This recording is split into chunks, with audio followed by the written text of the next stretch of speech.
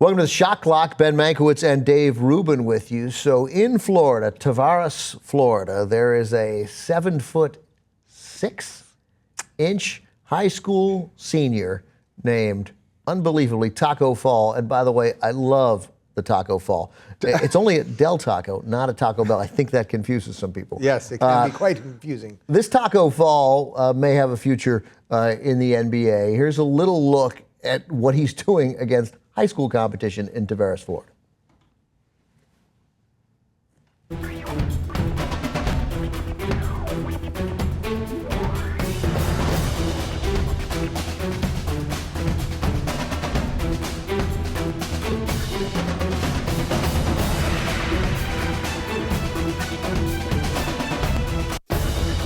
So he barely has to jump to dunk. I mean, it's not just that he's not only 7'6". He has an extra long wingspan for a guy 7'6".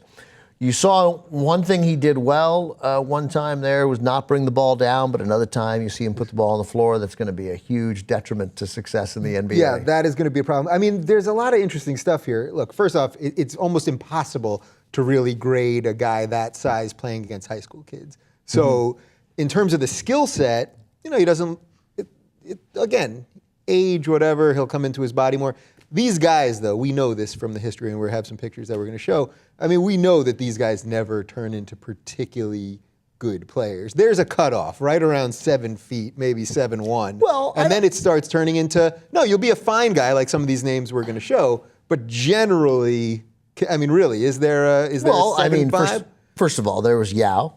Which we'll so get to. Yao's sort of the one exception into the next level. Yao was dominant, and Ralph Sampson was dominant his first 3 years in the league. And then he started getting hurt. And then there are other guys. We'll get to the list because there's some other guys on this list who are of the guys at least 7'4" in the NBA, the tallest players in the NBA. All right, so let's start the list. So here's Ralph Sampson, and as I mentioned, Dave, Ralph Sampson's first 3 years in the league: 21, 11, 2.5. 22, 10.5, and 2. These are blocks. And then 19, 11, and 1.5. Like he was an elite player his first 3 years. And Houston went to the finals. What, his second Houston year or went something? To the finals right when they had with the Twin Towers. Yeah. So this guy, until injuries sort of caught up with him, was an elite player.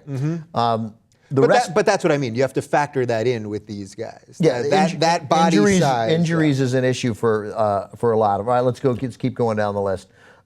Rick Smits out of Marist and the Netherlands, NBA career 15-6 basically. This guy, almost the most productive career of any of these players, start to finish. I loved Rick Smits. I liked that Indiana team. So did I. He had a great skill set. He did. And that's what I mean. That guy, he could pass, he could post up, he could do some stuff from the elbow. But again, had a lot of health stuff, and at the end was painfully slow. 7'4", 250. What's amazing is for a guy 7'4", 250, most rebounds he ever averaged. And he was a starter playing starters minutes. 7.7. So never more than that. Something like that. So that's it's partly speed, right? It's partly speed, partly the thing that Rodman had about always knowing the angles and everything. Maybe Rick just didn't have it built in, but that still seems like. And well, you got to remember, I mean, you're going up against guys 6'9", 6'10", and if they're that much stronger, they'll push you out. Yeah. You know, but you'd think 7'4", 250, you're gonna back your way into 12 rebounds, but it's just not the case. All right, let's keep going. Mark Eaton. From the University of California at Los Angeles, a good Bruin, much better in the NBA than he ever was in college. 7'4", 275. So like his best year, 9.7 points, 11.3 rebounds. So at least he's getting boards. Right. And 5.6 block shots. I mean, the block shots with him is the interesting stat. You know, he didn't need to score on that team, and he was. And he didn't. And he didn't. By and large, he didn't. So interestingly, he sort of, in terms of longevity, he might have had the best career in terms of a guy that went to the playoffs all the time, played with good players, and played his role properly. And value, I think he was a 4th-round draft choice. 6 points, 8 rebounds, 3.5 blocks for his career. Only shot 46%. I'm stunned. Smits was at 51%. I'm surprised these guys didn't shoot better. Who's next? Who's next? So Yao, this is your prototype for being great. By the way, how old is Yao right now? He's only 34. I know, isn't that crazy? Yeah. But what made Yao special and what made him 22 and 10, for his career, 25-9 in his best year, and shooting nearly 53%. 7'6", 310. So he was big. He had skills. He was athletic. But again, it's tough that apparently your body can't support that kind of punishment. Yeah, I mean, I think this is sheer biology with these guys. There's a reason that the knees, like, at something, there may be just fundamentally a difference between being 6'10", or even, what do they say Garnett is? Like, do they say he's 7? They say 7. So that, I get it. He has a particularly, like, nimble body or whatever. Yeah. But something about being that seems to be the cutoff of where you're going to be able to have a really productive athletic career. And then you get above that, and I mean, literally every one of these guys that we're looking at, like, there was something physically wrong there. Yeah, no, that's right. But Yao, for a while, lived up to being the #1 pick and transformed the franchise. Shawn Bradley, a 7'6", but Shawn Bradley didn't have the size that, he's 7'6", 235, a career of 8 and 6. Best year, 12, 14, but I guess 8 block shots. That can't be right. No. Is that right? But again, he shot. Possibly be right? He had 8 block shots per game? In a year? In a year? No, it's rebounds. I'm about to look up. I do know Shawn Bradley averaged about 8 on 8 posters for being posterized. 12 points, 8 boards, 3 to 4 blocks. Okay, that was him at his best. But again, only shot 46%. At 7'6", only shot 46%. Yeah, he always struck me as one of those guys that even though the body was sort of there, he needed to put on some weight, which he never did, and put on some muscle. And I don't think he really cared that much. You know, that's the other thing with these tall guys. They're just sort of pushed into basketball. That's the part that. Whereas Garnett has clearly worked harder than almost any athlete ever. Exactly. Yeah, right, Exactly. Versus these other guys like. Any of these guys. Mark Eaton, I would guess that he maybe didn't have the most grow up playing, passionate love of basketball, but you're a big guy, you're going to play basketball, and then you're going to make millions of dollars. I guess I'll play basketball. I'll do this. Yeah. One more. And there's the hero. Yeah. His best year for Manute Bol from what is now South Sudan was his first year. He had 397 blocks his rookie year, but overall 7'7", 200 pounds.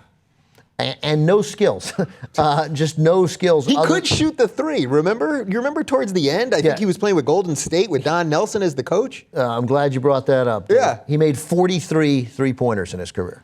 Like 40? He hit 43 threes. He shot threes. No, he's 7'7". I remember a Golden State team that, Don Nelson used to run those crazy offenses and then basically no defense, and he would just leave Manute down on the defensive end, and then if the play went long enough on offense, Manute would just walk up and then fire up a 3. And clearly it didn't go in that often, but like he didn't shoot that many. It wasn't. Its percentage wasn't that bad. But that's about 10 times as many as Shaq probably. 200 pounds. But like that I mentioned in an earlier clip that we have up that the NBA League Pass shows you old games. I watched that playoff game from '86, Bullets Sixers. Manute starts, and the first play of the game, they go to him in the blocks, and he shoots this little baby hook, swish. Oh, and you're like. And you're thinking, like, if that could have been developed, then you have a potentially transformative player. Yeah. But it never happened, and of course, he tragically passed away in 2010. Yeah. The one guy who sort of defied this to some extent, another bullet, George MURESAN. Oh, right. 7'7", but 303 pounds.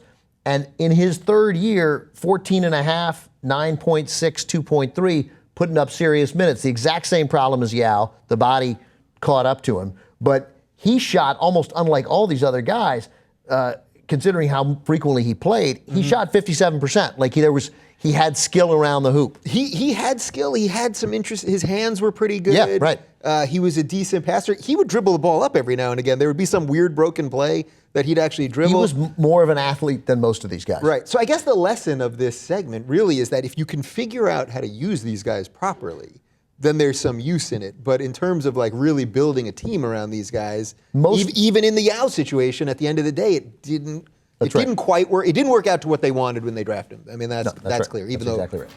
Yeah.